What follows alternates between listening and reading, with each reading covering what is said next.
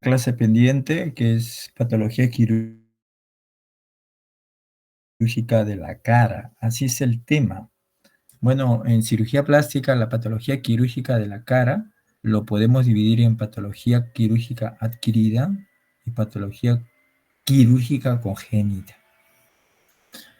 Dentro de la patología quirúrgica de la cara, se subdivide en patología quirúrgica asociada a traumatismo o postraumática y otra patología quirúrgica, quirúrgica de la cara adquirida asociado a secuela oncológica. ¿Okay? Las quirúrgicas asociadas, adquiridas, asociadas a traumas, son todas las lesiones que se pueden producir en la cara producto de un trauma por diferentes agentes. Y dentro de ellas las lesiones llamadas heridas, que pueden ser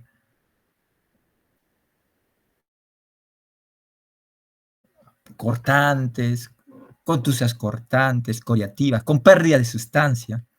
Pueden ser también asociadas a agentes térmicos, quemaduras químicas, también quemaduras eléctricas. ¿Okay? Toda esa patología ustedes lo han visto. Cuando hay una quemadura en cara, ¿qué hacer? Cuando hay una herida, contusa cortante propiamente dicha, escoriativa, con pérdida de sustancia. Ya ustedes lo han visto, cómo es el manejo y el tratamiento. Que generalmente, si es una herida que tiene menos de 2 centímetros de diámetro, manejo de cierre primario. Si es contaminada, lo han visto, se difiere, o infectada, se difiere el cierre, y se hace un cierre por tercera intención. ¿Ok? Si el paciente tiene algunos factores de riesgo, pueden hacer que esa cicatriz, ya lo han visto ustedes. Si es con pérdida de sustancia, ya lo han visto, colgajos locales, etc.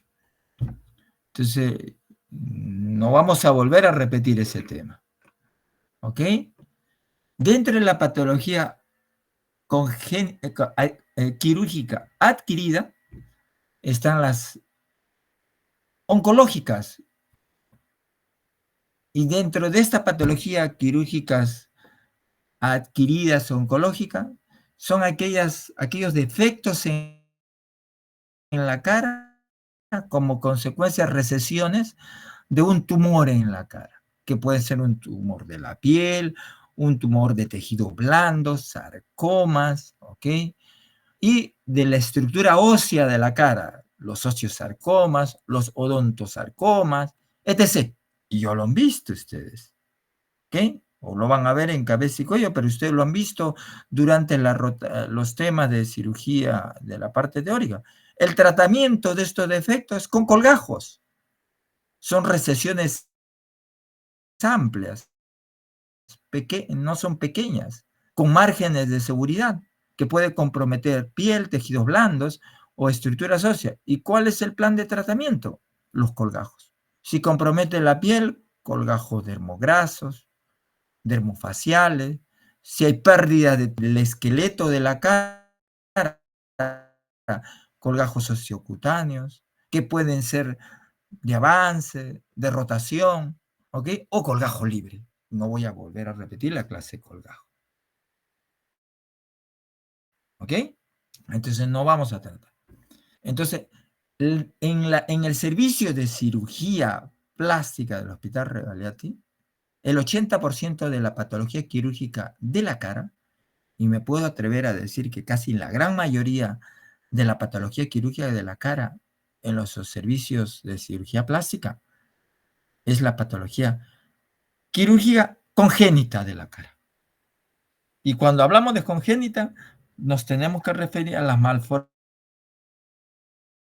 malformaciones congénitas de la cara. Entonces, en el hospital, el 80% de la patología quirúrgica en cirugía plástica lo hacen en cirugía plástica pediátrica. Entonces vamos a hablar, entonces, de lo que no se ha hablado, las malformaciones congénitas de la cara. Esta patología quirúrgica de la cara, ¿cómo se maneja? ¿Ok? Muy bien.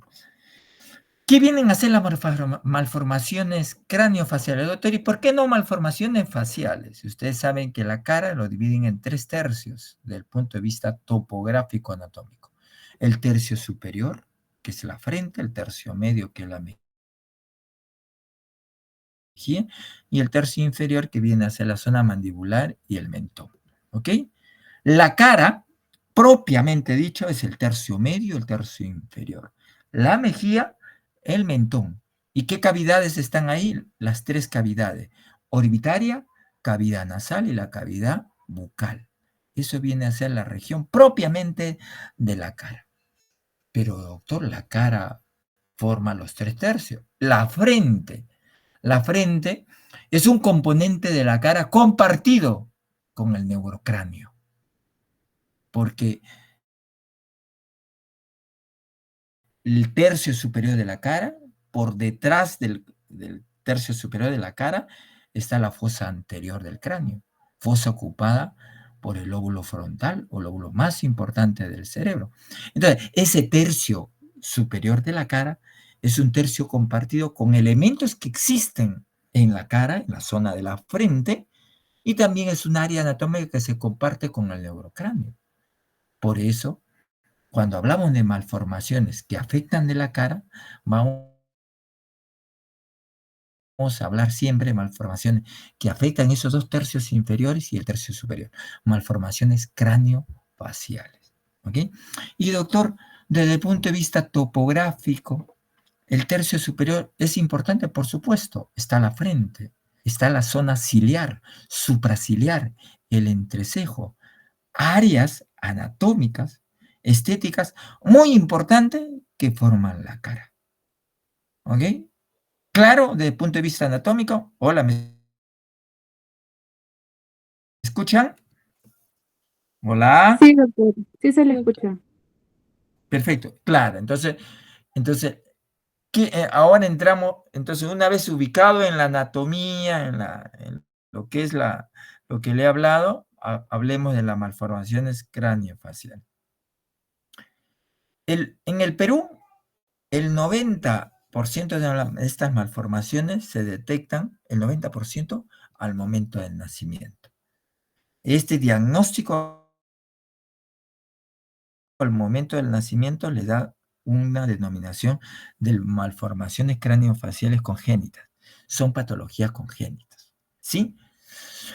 En países de primer mundo, el 50% lo hacen en el momento del nacimiento y otro 50% ya lo hacen antes del nacimiento, debido a que hay toda una subespecialidad que es el manejo de la detección de malformaciones craneofaciales por médicos especialistas en medicina fetal. Recién en el Perú, por ahí en el Hospital 2 de Mayo, en la maternidad, en el Hospital Rivaleachi, se hace medicina fetal y en el momento del embarazo se hace el diagnóstico, especialmente entre las 3, 14 semanas y a las 20 semanas, que son ecografías de morfología fetal, en la cual uno puede hacer un diagnóstico muy temprano, casi un 80%, con bastante especificidad y de las malformaciones craneofaciales, ¿sí? Estamos hablando de primer mundo, ¿no? Recurso humano altamente capacitado. En nuestro país probablemente todavía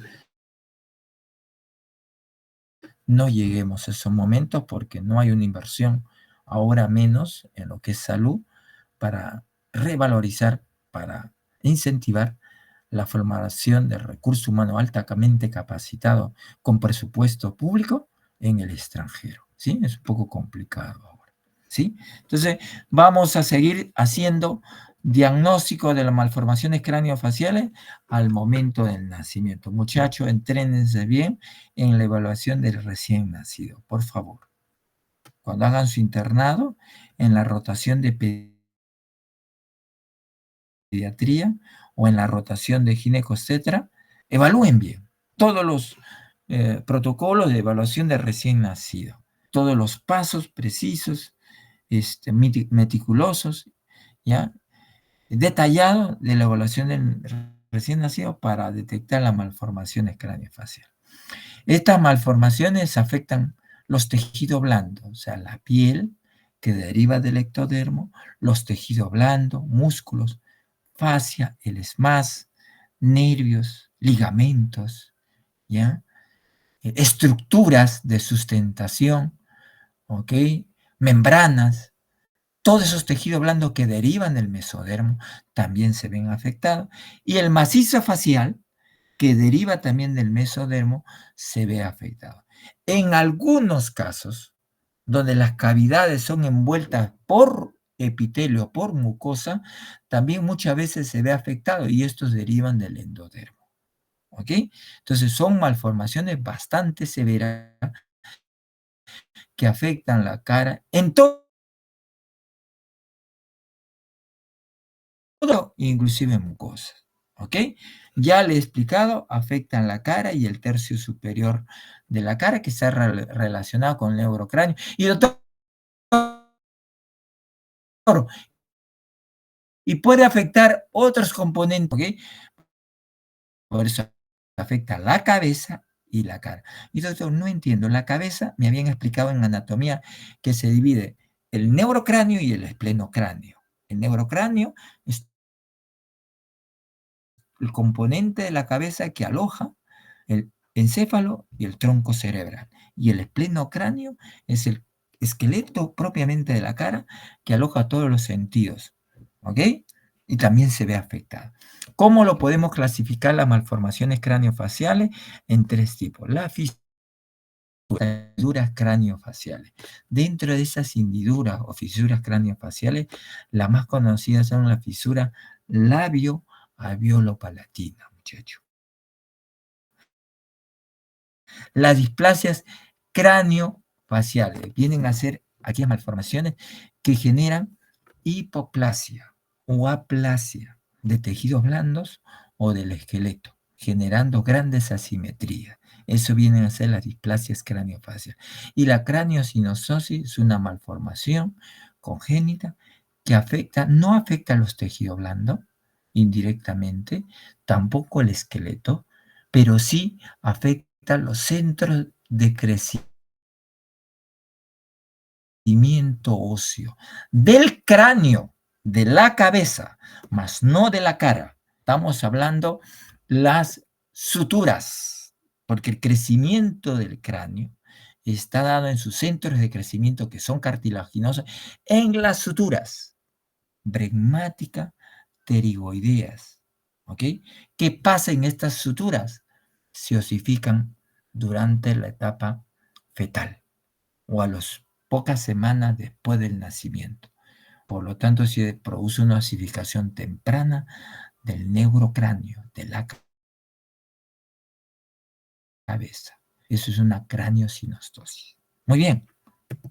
¿Por qué hablar del primer arco branquial? Ustedes saben que existen a nivel de la zona cervical, en la etapa embrionaria, los famosos arcos branquiales, primer, segundo, tercer y cuarto arco branquial. Las malformaciones craneofaciales tienen una relación directa con el primer arco branquial. Ojo, básicamente con el primer arco branquial, porque primer arco branquial proporciona ectodermo, mesodermo, ¿ok? Y endodermo al tercio inferior de la cara, ¿ok? Ese tercio que se encuentra por debajo de la nariz y termina en el reborde mandibular y en el reborde mentoniano, ¿ok? Este primer arco branquial, importante, ¿ok? Porque participa en la morfogénesis del tercio inferior de la cara. Existen otros arcos branquiales, como el segundo y tercero, que participan en menor cuantía en la constitución de la cara, especialmente de un órgano que vamos a ver, de la oreja. Dentro de las fisuras craneofaciales más frecuentes que afecta la cara son la fisura labio-palatina o labio-alveolo-palatina, conocido por la gente como labio leporino, muchachos. ¿Ok? Esta fisura va a afecta básicamente lo que es el labio superior, afecta el arco alveolar superior y los huesos palatinos. ¿En qué consiste? En la falta de unión de estas estructuras, generando así un espacio. A ese espacio llamado fisura, a ese espacio llamado hendidura, que puede ser, en ese caso, unilateral, bilateral, ¿ok? Pueden ser completas, incompletas, ¿ok? Entonces, hablamos de una fisura labio-alveolo palatina. Vean ustedes acá, una fisura alveolar con un componente labial con un componente alveolar. Unilateral, completo. Vean acá una fisura bilateral que afecta el labio, que afecta el alveolo, probablemente los huesos palatinos. El paladar tiene dos componentes, un componente óseo y un componente blando. Puede afectar el componente blando o solo el componente óseo o ambos, que es lo más frecuente. Vean aquí una fisura bilateral. Aquí una fisura bilateral completa que afecta paladar blando y paladar duro. Y una fisura labial y alveolar incompleta. Por eso es importante que ustedes hagan una evaluación detallada, meticulosa del recién nacido, muchachos. La fisura labio-palatina es una de las malformaciones craneofaciales más frecuentes en nuestro país, en Sudamérica. En el Perú, aproximadamente, de cada 500 a 700 nacidos vivos, nace un niño con fisura labio-palatina. Las estadísticas en los últimos 2-3 años se acercan ya de cada 400 niños nacidos, nace un niño con fisura labio-palatina. Mientras que en otros países donde la salud pública ha mejorado, muchachos, estamos hablando de Chile, Colombia y Brasil, esta prevalencia está entre 700, 800 o 1000 nacidos vivos, por cada 1000 nacidos vivos, una fisura labiopalatina. Y doctor, ¿y por qué en nuestro país nacen más con fisura labiopalatina? Vamos a ver que esta malformación es multifactorial, es muy epigenética. Mucho tiene que ver los factores externos para expresar.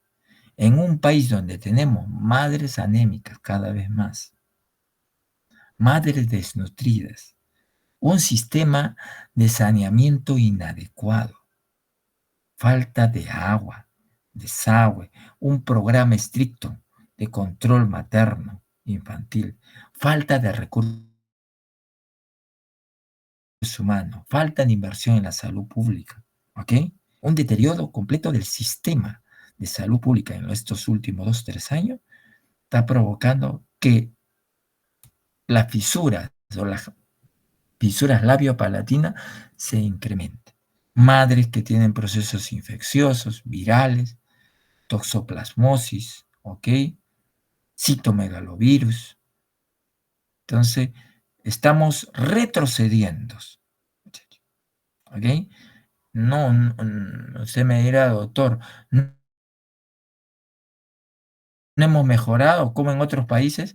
Usted, ¿para qué yo explicarle? ¿Cómo está la situación del país? ¿Mejor que antes o igual? Eso lo saben perfectamente ustedes. Es por eso que esta prevalencia se está reduciendo, aumentando, perdón, en nuestro país. ¿Ok? Ya les he mencionado que la fisura labio-palatino se puede hacer en la gestación, especialmente entre las 14 semanas, no muy claro, pero entre las 18 y 20 semanas, ustedes pueden indicarle una ecografía de morfología fetal, que debe ser realizado por un experto en medicina fetal. Yo les pregunto, en el Perú, ¿cuántos expertos en estudio ecográfico de morfología fetal existen? ¿Y en qué lugares? ¿Hola? ¿Hola? Sí, doctor, sí se le Sí, escucha. doctor, buenas noches, se le escucha. ¿Me escuchan? En Iquitos, hace 2, 3 días, hablaban de problemas de pediatra. Creo, para una región como Iquitos existen, creo, 10, 12 pediatras, 10, 12 ginecólogos. ¿Habrá un experto en medicina fetal? Ya, doctor, lo enviamos un experto. Para hacer medicina tienen que tener un ecógrafo de última generación. Equipaje instrumental para hacer estudio y de llegar exactamente a ese diagnóstico.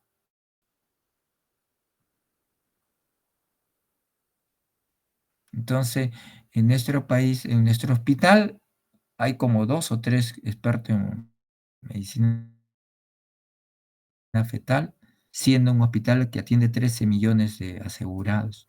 Entonces, es una enorme preocupación de la salud pública en el futuro, así como vamos, ¿sí? Así como vamos, muchachos.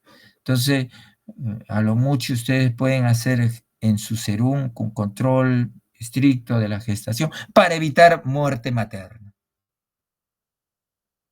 Pero si nacen, como ustedes se han formado, se han preocupado ahora de un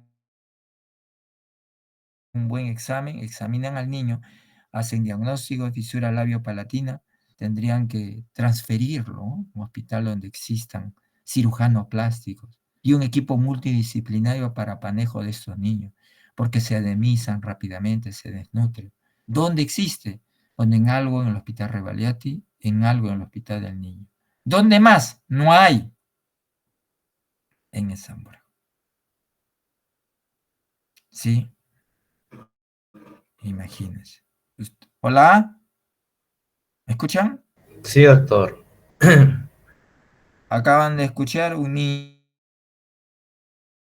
de, que se había quemado por líquido caliente, en este caso chicha hirviendo en provincia. ¿Han escuchado de esa noticia? Sí, doctor. Hola. ¿Qué porcentaje? Acaban de ustedes estudiar quemadura. ¿Qué porcentaje de quemadura tenían? Dice la noticia.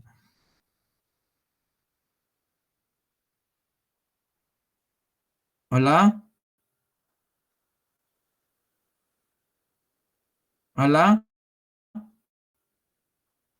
¿Me escuchan? Sí, doctor, sí se le escucha.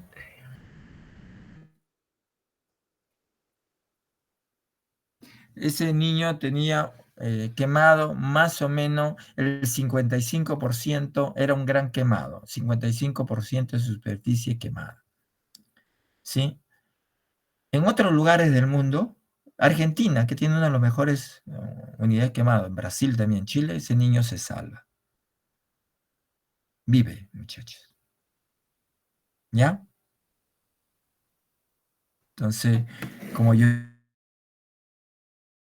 le decía el otro día a mi grupo, el mejor tratamiento de la quemadura en nuestro país, con grandes problemas de salud pública, ¿cuál es? La prevención, evitar que se quemen los niños. Entonces, cuando vayan a su serum, hagan charlas de prevención de quemadura. Es lo único que pueden hacer. Más no. ¿Sí? Entonces, otro elemento importante en las fisuras labiopalatinas, muchacho, que haciendo un diagnóstico precoz durante la gestación, preparan a los padres psicoemocionalmente. En otros lugares del mundo existen psicólogos, psiquiatras, un conjunto de personal de psicología para dar soporte a los padres. A las 20 semanas le dice, señor, usted va a tener un niño con fisura labio-palatina, no hay problema, nosotros tenemos un servicio de malformaciones multidisciplinario, no le han encontrado ningún otro problema, ese niño va a ser normal su vida, lo preparan al padre, preparan al entorno familiar, que cuando nace ese niño, el niño esperado, no tiene ningún impacto negativo psicoemocional al entorno familiar. En nuestro país nace un niño, más todavía en una comunidad o una zona rural, donde no hay una sensibilización de esta patología y genera un estigma, un trauma, un desamor, como decía un gran maestro, del padre a los niños. Eso tiene repercusión psicoemocional en el niño, en un deterioro de las emociones. El cerebro de los niños no solamente se desarrolla con alimentación, decía, crece con amor, se hacen fuertes e inteligentes con amor y alimentación. Entonces en otros lugares se preocupan por esto. ¿Qué importancia es tener expertos en medicina fetal, muchachos? Una vez ya nacido el niño, es importante que ustedes ocupen, dar el soporte en lo que se pueda, pero ustedes como médico general pueden hacer esto. Nunca se olviden que el tratamiento de la fisura labial tiene que hacerse antes de los 3 meses. Entre los 2 y 3 meses. En un centro, muchachos, donde existan cirujanos plásticos pediatras. Aquí en el Perú, Hospital del Niño San Borja y Hospital Revalliati. Son los lugares donde existen para 34 millones de habitantes, y en la cual de cada 400 nacimientos tiene un niño. ¿Ok? Nunca se olviden, refiéranlo. Por lo menos hacen ese acto académico de referirlo. Porque mi profesor me enseñó que deben ser operados antes. Y doctor, ¿y por qué antes? Porque el niño necesita organizar su aparato fonador. Necesita desarrollar el orbicular de los labios. Para la fonética, para la succión adecuada, para la masticación. ¿Ok? Y la fisura labio-palatina. Voy a cambiar esto. Todavía sigue siendo los protocolos de un año, año y medio. Todavía están los protocolos aquí nacionales. Que la fisura del paladar debe ser operada al año, máximo un año y medio. Doctor, ¿por qué no lo operamos antes o no lo operamos después? No lo operamos después porque necesita ya organizar el aparato fonador. La fonética para el habla debe estar organizado al año 3 meses, para que no pueda tener estigma en el lenguaje. ¿Ok? Doctor, ¿por qué no antes? Porque necesitan que los centros de osificación, de crecimiento del paladar duro, estén lo más desarrollados para operarlo. ¿Ok? Tiene su aplicación. Actualmente, en el mundo recomiendan que no debemos operar más de un año. Entre 10 meses a un año debemos operar la fisura palatina para no generar un problema de tipo funcional en el habla del niño. Estar expedito su aparato fonador, foniátrico, del punto de vista anatómico, para que cuando el niño empiece a pronunciar sus palabras, empiece a pronunciar palabras con una fonética normal y para que su cerebro aprenda el sonido de una palabra normal. Porque si ustedes lo operan un año y medio, 2 años, 3 años, y el cerebro por la audición empieza a impregnar el sonido de una fonética naso-oral o oronasal, se le va a quedar el estigma de un niño con fisura labio-palatina. ¿Sí? Lo van a reconocer que ese niño tuvo problema en la fisura, un problema de fisura. Y va a ser motivo. Doctor, buenas noches. ¿Sí?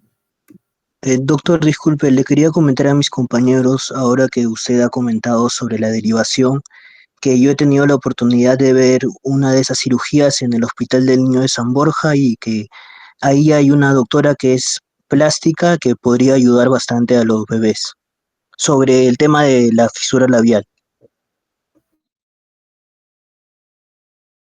Perfecto. Como yo les digo, los únicos centros acá en el Perú donde hay cirujanos plásticos pediátricos entrenados en tratar la fisura labiopalatina, si usted me dice a mí, doctor, ¿usted opera fisura labiopalatina?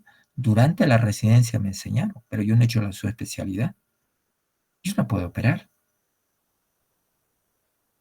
Usted le estoy enseñando porque tengo conocimientos generales, pero tiene que ser cirujano plástico pediátrico, experto en malformaciones craneofaciales. ¿Dónde hay? En el Hospital del Niño, que tú lo acabas de mencionar, y en el Hospital Revalliati. Vete a Loaiza, no hay. Vete a Coyique, no hay. Vete al Hospital de Huancayo, no hay. Vete al hospital de donde nacen más en Iquitos, no hay. Esa es nuestra realidad, muchachos. Probablemente cada vez tengamos menos, si es que no nos preocupamos en la inversión de recursos humanos en salud, ¿sí? Muy bien. El manejo debe ser multidisciplinario, muchachos. No solamente cirujano plástico, vamos a hablar. Participa cirujanos plásticos, pediatras, foniatras, psicólogos, psiquiatras, nutricionistas, médicos nutriólogos. Participa el odontopediatra, el oftalmólogo, pediatras todos, ¿ah? Un neurocirujano pediatra, un cirujano cabeza y cuello pediatra, un otorrino pediatra, etc. Una asistenta social, ¿ok? Pediatra, ¿ok? Un médico experto en medicina fetal. Todo un equipo multidisciplinario que debe haber en un hospital de malformaciones craneofaciales, que no lo hay de malformaciones acá en el Perú. Debería haber, ¿ok? Y otra cosa que hasta ahora en el Perú se está luchando desde hace 50 años que exista un programa fisura labiopalatina, ¿ok? Con un programa, ya que su prevalencia es bastante elevada, con presupuesto para implementar recursos humanos, infraestructura y capacitaciones. Debería existir, ¿ok? Dinero hay, muchachos, ¿ok? Dinero hay, pero ya, ¿para qué hablar? Ustedes saben todo ese dinero a qué se invierte, ¿ya? Muy bien.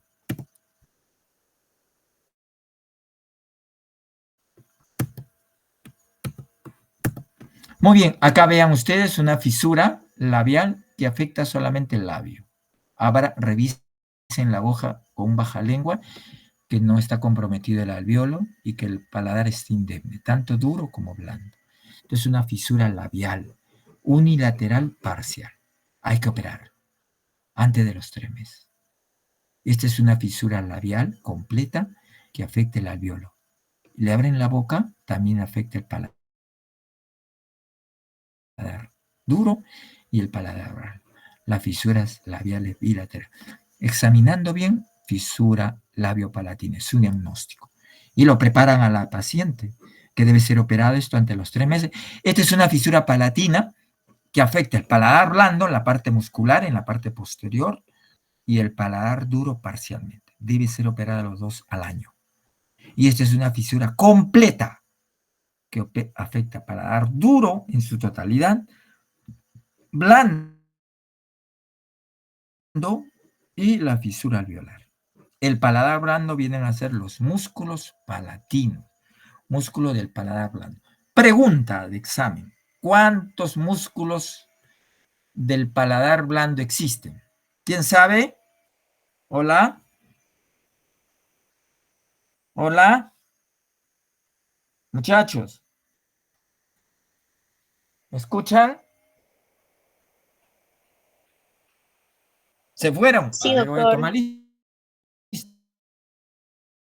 ¿Cuánto? 5 músculos palatinos del paladar blando. Estos músculos palatinos no están unidos, están separados por esta fisura. Y la cirugía consiste en unir estos músculos. ¿Para qué? Para que el paladar blando trabaje así como un esfínter de dilatación y contracción. Y de esa manera reduzca el espacio o aumente el espacio para la fonética, para que actúe la boca como una caja foniátrica. Por eso es importante el habla. Y para que el aire tenga la presión y dilate o comprima el paladar duro, tiene que estar indemne el techo de la boca. Si no está indemne en una fisura, ¿qué pasa? El aire sale por la fosa nasal, los alimentos. Por eso este niño intenta hablar y cómo habla, con una tonalidad y una sonoralidad oro nasal. Cansa. Él habla con la nariz, ¿sí? Y eso genera un estigma, ¿sí? Y en los colegios, ¿qué genera? Bullying en los niños, trauma psicoemocional. No debería ocurrir en nuestros países.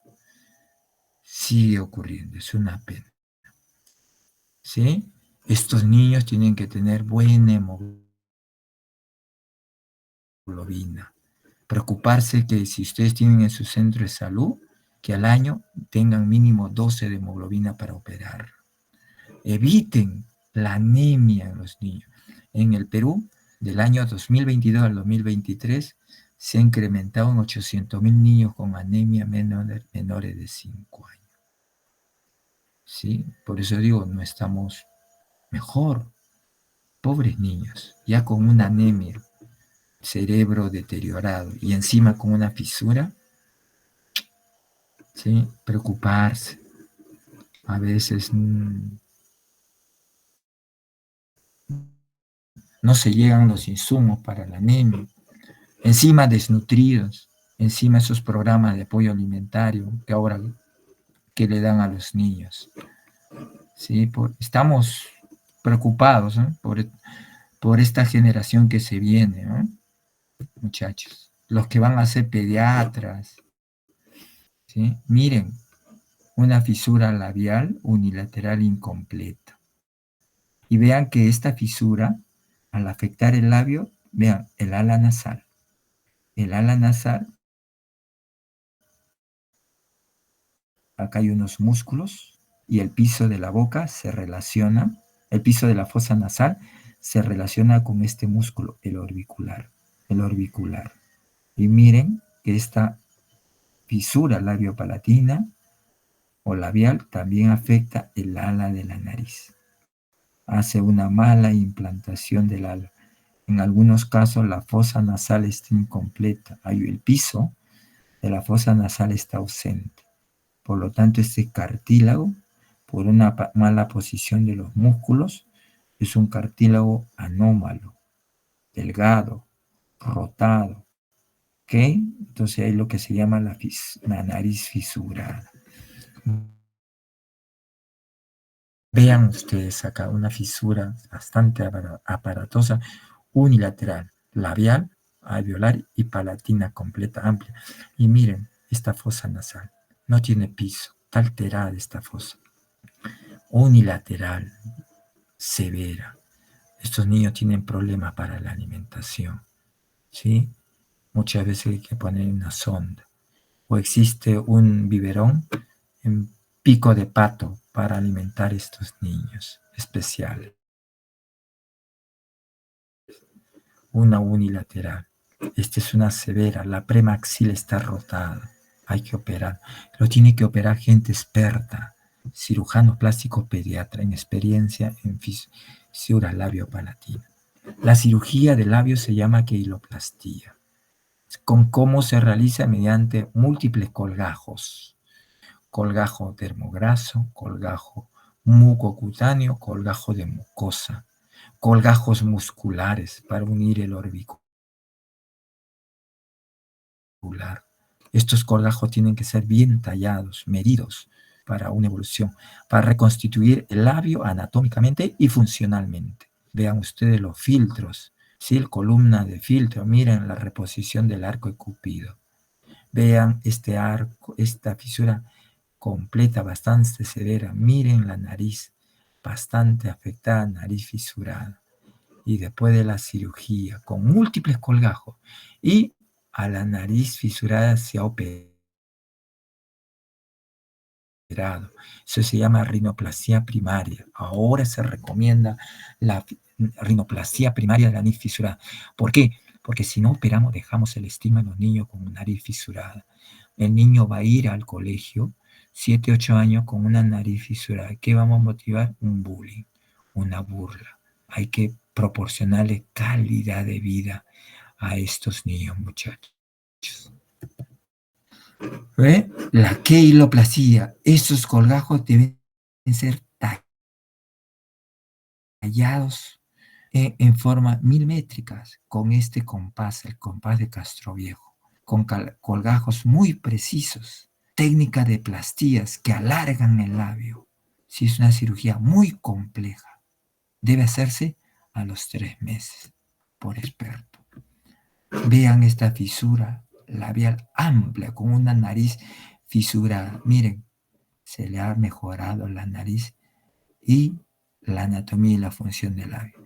¿Ves este rostro de esta niña? Contenta y alegre. Vamos a hablar de las displasias craniofaciales. La famosa agenesia unilateral de la mandíbula, que consiste en la ausencia o escaso desarrollo de una hemimandíbula, ¿ok?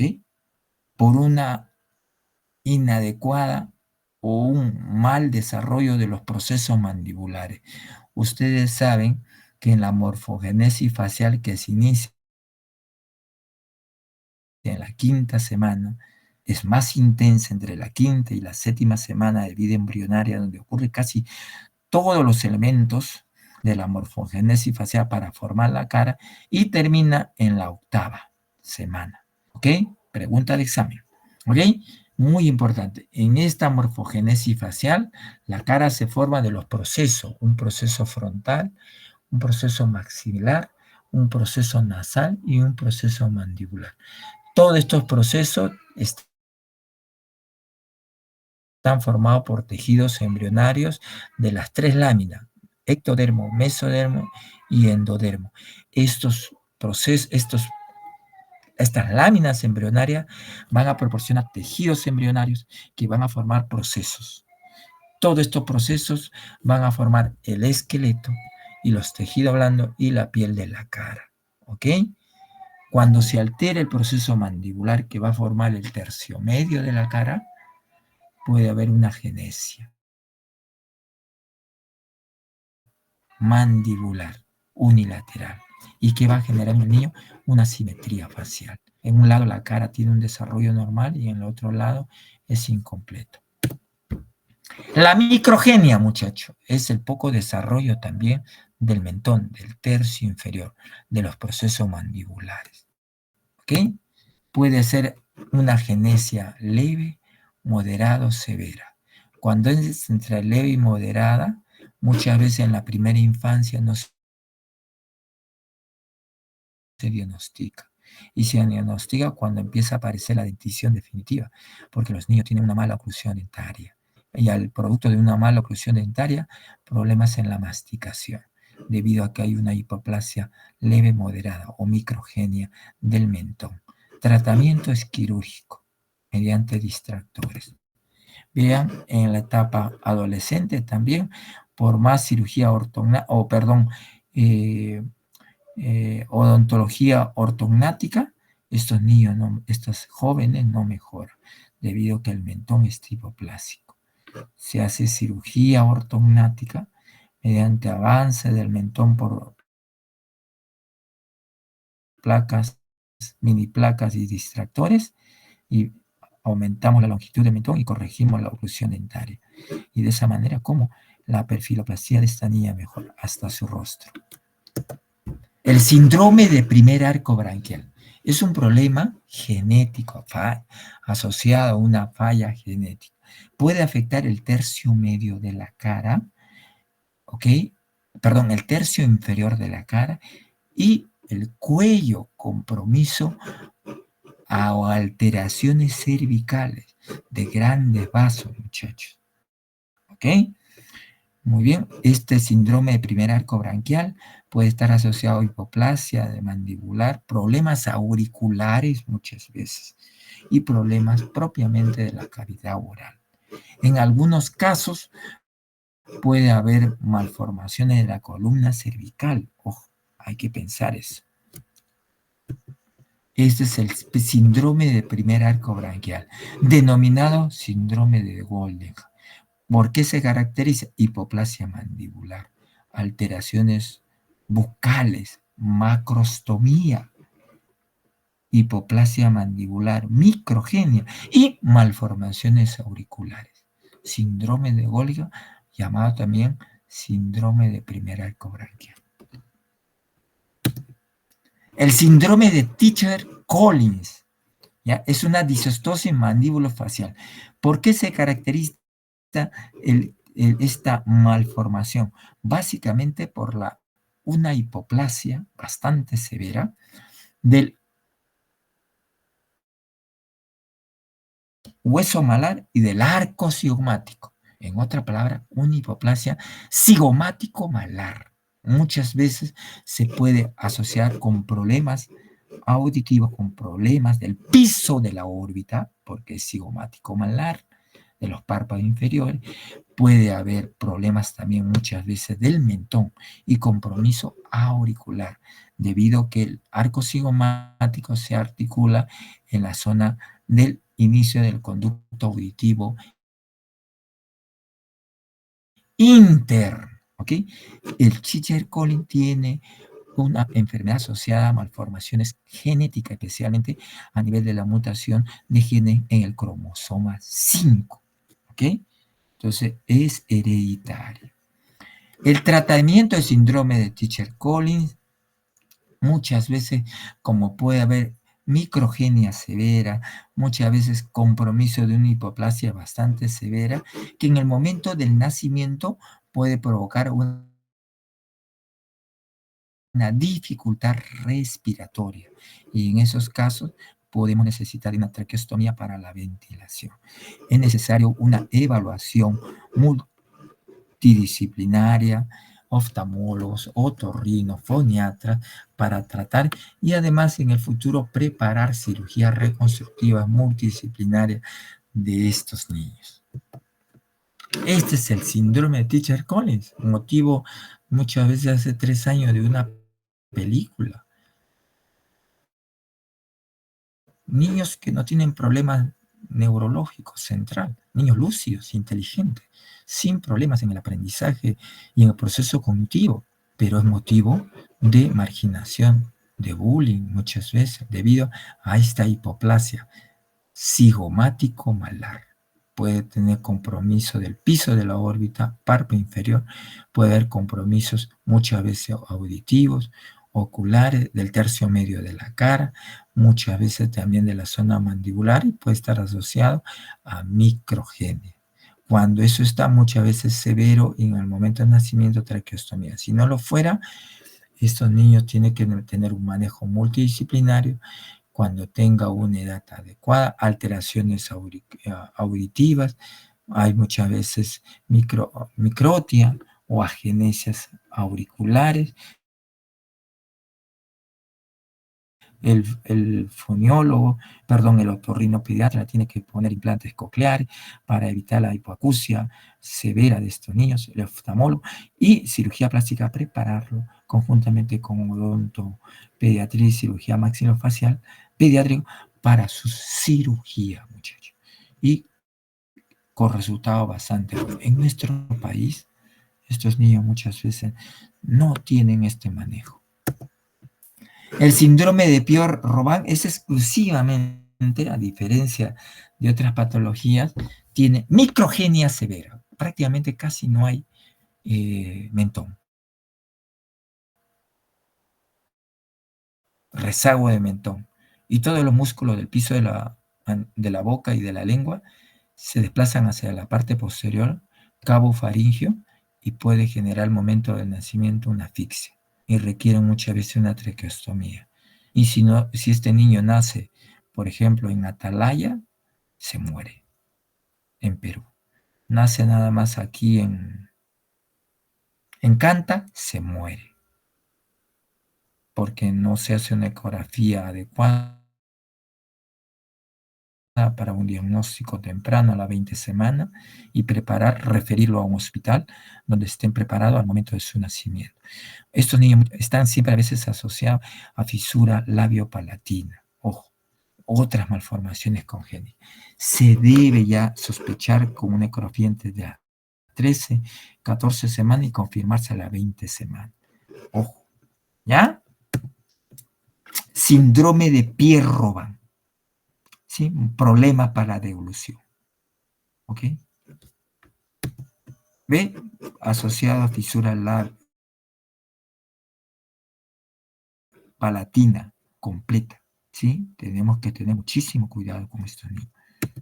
Este es un síndrome Pierre-Robin, leve a moderado, no tiene fisura, viene de una microgenia. ¿Ya? Entonces estos niños van a tener problemas, puede haber muerte súbita, ya que los músculos de la lengua y con la lengua no tienen una implantación anterior, sino posterior, todo se va hacia el cabo faríngeo y producir asfixia en el sueño. Entonces, ¿qué se hace? Una distracción, crecimiento de los segmentos óseos remanentes del mentón mediante un distractor óseo durante más o menos un promedio de un año y le generamos crecimiento del mentón y corregimos esto. ¿Quién lo hace? Cirujanos maxilofaciales pediatras. Otras malformaciones como coloboma del iris, vean, ya hemos visto fisura labiopalatina, ya microftalmia, ¿ok? Podemos encontrar cuando evaluemos en un recién nacido. Después de la fisura labiopalatina, la malformación más frecuente, muchachos, es la microtia, que viene a ser un pequeño, escaso desarrollo de los pabellones auriculares. ¿Ok? Puede haber otras malformaciones auriculares como los apéndices preauriculares, las fístulas preauriculares o el poco desarrollo de la oreja, que es oreja constricta. Este es típico de una microtia, oreja escasa o pequeña, el signo del maní, microtia severa o ausencia total, anotia. Después de la fisura labiopalatina, esa es una de las malformaciones frecuentes. Recordar que la oreja se desarrolla entre la quinta y novena semana. Su máximo desarrollo ocurre entre la séptima y la octava semana. La oreja se desarrolla de los primeros 3 arcos branquiales, de los somitas de los tercer arco branquial. El primer arco branquial proporciona elemento para ojo. El segundo arco branquial va a proporcionar el hélix, ¿ok? Parte de la escafa. Tenemos el tercer arco branquial, va a proporcionar parte del lóbulo y el antitrago. Es muy importante eso. La oreja es una estructura muy compleja formada por cartílago elástico que genera muchas irregularidades. Miran acá la escafa, fosa navicular, esta es la fosa escafoidea, el hélix, el antihélice con su brazo superior e inferior, el antitrago, el trago, la escotadora antitragal y la concha y la raíz del hélix. Además, es una piel muy fina, muy delgada, con escaso tejido celuloso cutáneo que se adhiere al cartílago. ¿Okay? Su reconstrucción es muy compleja. ¿Cómo se reconstruye la microtia? Este es el signo del maní, típico de una microtia. Se extrae los remanentes cartilaginosos que no han desarrollado, que no sirven. Se prepara un marco cartilaginoso nuevo de los cartílagos de la costilla.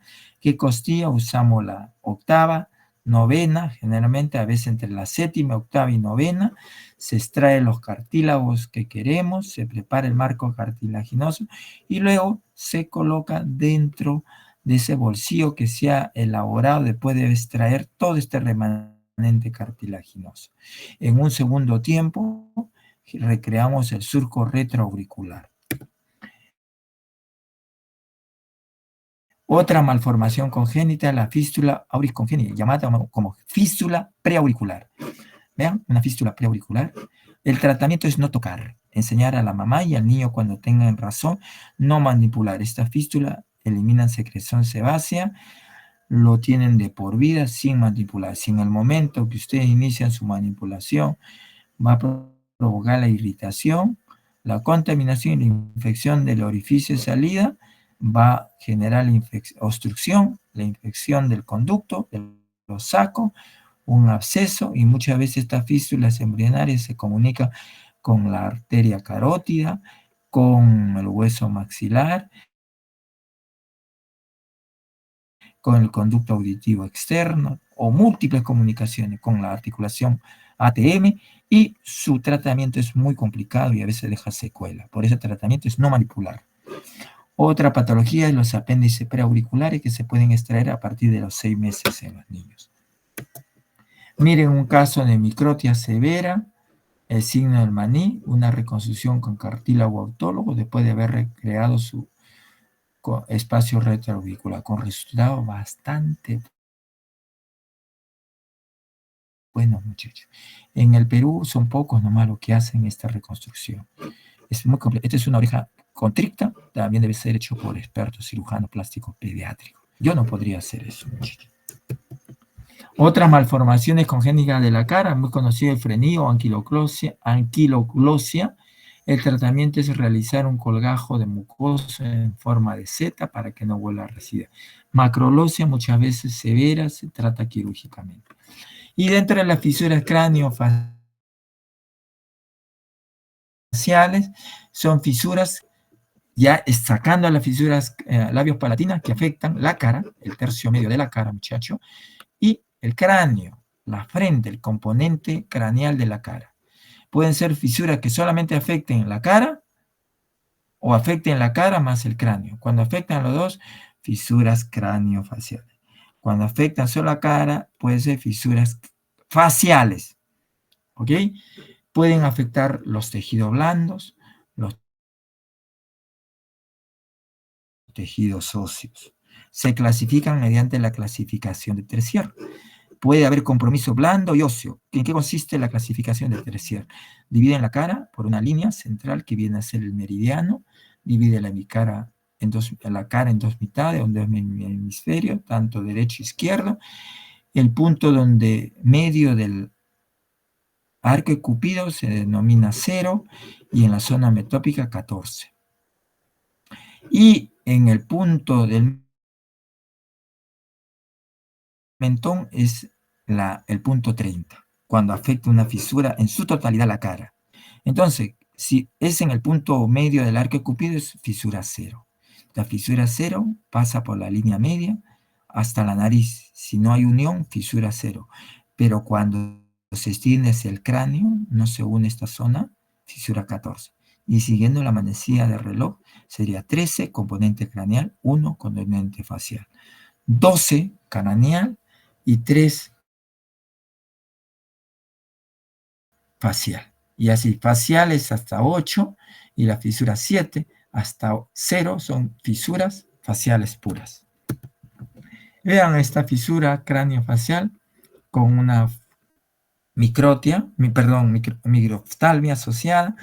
Es una fisura 3 y 4 que afecta también, que tiene un componente craneal. ¿Okay? Este es un coloboma extenso. Afecta la cavidad oral y la cavidad orbitaria. Tratamiento multidisciplinario con colgajos, con distracciones óseas, y la microgenia se coloca una prótesis ocular. De esa manera este niño se restablece su vida, se integra a la sociedad. En nuestro país, complicado, muy difícil hacer esa reconstrucción porque necesitamos expertos en oculoplástica pediátrica, neurocirujanos, cirujanos maxilofacial, cirujanos plásticos, otorrinos, etc., que participan, y no lo hay. Esta es una fisura 0,14. Vean ustedes, le toman una radiografía y acá hay una fisura, no se han unido los huesos y se extiende hacia la zona frontal. Entonces, fisura 14, está en la línea media, fisura 0. Y ahora entramos a la craniosinostosis. Y el síndrome típico y representativo de la craniosinostosis es el síndrome de Crusoe. Esta craniosinostosis, síndrome de Crusoe, ¿en qué consiste? Que después del nacimiento, al tercer cuarto mes, ¿qué pasa con la fisura bregmática o anterior? Se osifica. Pterigoidea anterior y posterior se osifica. La metópica se osifica. ¿Y qué pasa con los huesos de la cabeza? No crecen. Al no crecer, ¿qué pasa con la caja craneana? Se vuelve una caja estática. Y como el cerebro y el tronco encefálico sigue a crecer, ¿qué pasa? Empuja por crecimiento y por presión ¿hacia dónde? Hacia la cara, porque los centros de crecimiento de la cara no se osifican, siguen creciendo, están blandos. ¿Y qué produce? Eftalma, ensanchamiento de la frente, ensanchamiento de la cara. Todo el cráneo empieza, el cerebro y el tronco encefálico empieza a crecer, pero como no crece hacia arriba ni hacia los laterales, hacia la parte anterior. Si no se trata a estos niños, llega a un límite, el cerebro no crece, la presión se transmite al cerebro y daña la corteza cerebral. Daño irreversible, niños con deterioro cognitivo y mental, y lo perdimos en la sociedad. El tratamiento es mediante distractores óseos. Estos distractores que nos permiten el crecimiento por distracción de los huesos del cráneo para ampliar el espacio, el volumen de la caja craneana y el cerebro y el tronco encefálico se acomode adecuadamente y siga creciendo. ¿Ok? Cirugías que no se hacen aquí en el Perú porque no hay gente experta. Vea, esto es una fisura 7, porque hay macrostomía, llamado síndrome otomandibular, porque hay afección del pabellón auricular, ¿ve? Macrostomía, fisura 7, ¿ok? Vemos en la radiografía que hay compromiso óseo también, hay una fisura 4, y el tratamiento multidisciplinario, ¿ok? En otros lugares, en Brasil, en el Instituto de Malformaciones Craneofaciales, allá en Sao Paulo, hacen esta patología. Este es un síndrome otomandibular, ¿ok? Un paciente en nuestro hospital, ¿ve? Macrostomía y problema, ¿ok? Auriculares. Hay hipoplasia mandibular, una fisura que afecta también la rama ascendente del maxilar. Una macrostomía. El tratamiento es corregir esa macrostomía. Y debe haber un tratamiento multidisciplinario para tratar esa fisura. Una macrostomía, síndrome otomandibular, porque acá hay una malformación. Diferente al síndrome de Goldenhar, que hay hipoplasia severa mandibular y microgenia. Aquí no lo hay, acá no hay microgenia. Pregunta de examen. Y finalmente, debe haber un programa nacional. ¿Ok? Nosotros en el Perú tuvimos una de las primeras cirujanas plásticas pediátricas del Perú, formado afuera, que llegó hace 40 años, luchado 40 años, ya se ha retirado, para que exista un programa de fisura labio-palatina en el Perú. 40 años de sacrificio, no lo ha logrado, ojalá que exista, ojalá que algunos de ustedes puedan entrenarse en cirugía plástica pediátrica en el extranjero, vengan aquí y uno de sus compañeros sea ministro de salud, visionario, inteligente, que sepa los problemas de salud, que se preocupe por la salud pública, preparado, y un presidente también lúcido, inteligente, preocupándose, honesto, no corrupto, que se preocupe por destinar el presupuesto del país en solucionar los problemas de la salud pública y por ende niños sanos, jóvenes inteligentes, y darle una educación de calidad tanto pública y darle facilidades también a la educación privada, tengamos jóvenes que puedan revertir la situación de este país y seamos países encaminados por lo menos por la senda del desarrollo, muchacho. Cuando eso ocurra, esta doctora haya cumplido ya su sueño, probablemente no esté en este mundo, que tengamos estos niños bien cerebralmente, anímicamente y mentalmente felices y contentos, sin ningún estigma, y se desarrollen normal. En el Perú antiguo, los grandes moches, nuestros hombres precolombinos, porque son precolombinos, después la cultura incaica, que tenemos una gran cultura que venció las dificultades del medio ambiente para hacerse culturas que desarrollaron arte, que desarrollaron ciencia, también desarrollaron medicina. Y desarrollaron tanto en el arte que en los huacos retratos ellos representaron nítidamente las malformaciones craneofaciales. Una persona adulta tenía una fisura craneofacial, ¿ok? Miren, fisura. Microftalmia, perdón, acá microftalmia. Además tenía malformaciones auriculares. Adulta, vivieron, ¿ok? Ellos nos dijeron que existían estas malformaciones, probablemente en menos prevalencia. Ahora en más prevalencia. En los tiempos debemos aspirar diagnósticos prenatales para que en un programa se trate adecuadamente hasta los 18 años estos niños y tengamos niños que tengan posibilidad de desarrollo. Para eso debemos tener recurso humano altamente capacitado, multidisciplinario, cirujanos plásticos, pediatras, tecnólogos, psicólogos, otorrinos, oftalmólogos, maxilofaciales, médicos nutricionistas, anestesiólogos,